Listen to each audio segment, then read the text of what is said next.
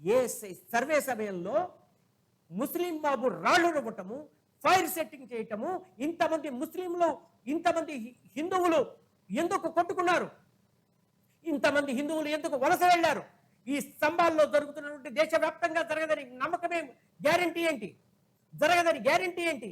ఇది జరుగుతూనే ఉంటుంది, జరుగుతూనే ఉంది, ఇంకా జరుగుతూనే ఉంది. పాకిస్తాన్ విభజన జరిగింది, బెంగాల్లో జరిగింది, కేరళలో ఇవాళ ముస్లింల పాపులేషన్ పెరిగింది, వెస్ట్ బెంగాల్లో ఏం జరుగుతుందో మనం చూస్తున్నాం. ఇలాంటి సంబాలు రేపు మీ ఊరు రావచ్చు, నా ఊరు రావచ్చు, ఈ ఇల్లు మీది కాదు, మా నాది కాదు కావని అనవచ్చు, ఈ గుడి మీది కాదు, మా మసీద్ అని అనవచ్చు.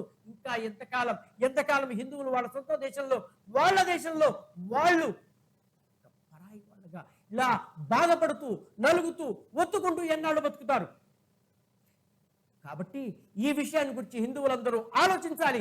ఆలోచించి ఈ సంబాల్ రిపోర్టు కేవలం సంబాల్కే కాదు, మొత్తం భారతదేశానికి వచ్చినటువంటి రిపోర్టు, ఈ రిపోర్టు ఆధారంగా ఇప్పటికైనా హిందువులు మేల్కొకపోతే హిందువులకు చివరికి పాకిస్తాన్లో పట్టిన, బంగ్లాదేశ్లో హిందువులకు పట్టినటువంటి దుర్గతి పడుతుంది. జై శ్రీరామ్, జై హింద్.